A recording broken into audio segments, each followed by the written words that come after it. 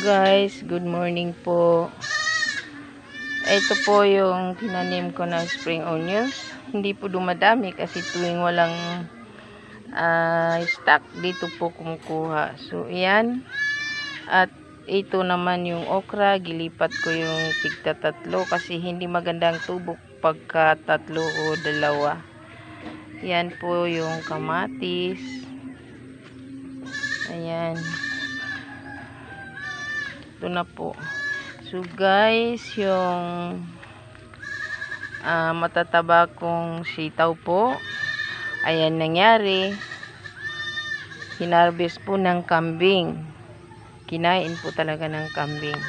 Bali, 3 lang po ang natira na putol-putol. So yan lang po ang natira. Hindi ko alam kung mamunga ba yan. Pero ang marami po ay yung okra. Yung okra po, ayan, lumaki na, tumaba na. At yung iba po ay namumunga na. Ayan o. Kagaya yan. Meron na po siyang bunga. Ayan o. Ayan. May flower at may bunga. Ito po yung madami, yung okra. Kasi madami po, madali lang po siya patubuin. Ayan.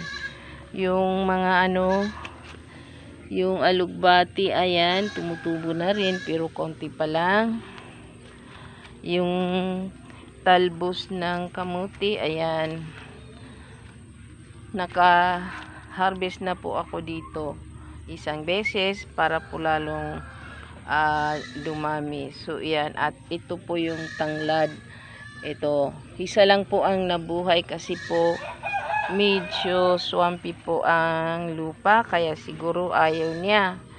Yung tinanim ko, yan, isa lang ang tumubo. So guys, share ko lang po sa inyo yung aking mga tinanim. So ito lang ang dumami ay yung okra. Ayan po yung okra, mayroon na pong bunga. Ayan namumunga na po. So ayan, ito sila, mayroon na siyang mga bunga, namumulaklak na po. So guys, hanggang dito lang po guys, share ko lang sa inyo. Yan yung dragon fruit na tinanim ko, yan tumutubo na rin. So guys, thanks for watching at sana po lagi niyong tangkilikin ang aking mga i-upload na video. At sa di pa po nagsasubscribe po ng aking video, i-subscribe nyo na po. Maraming salamat.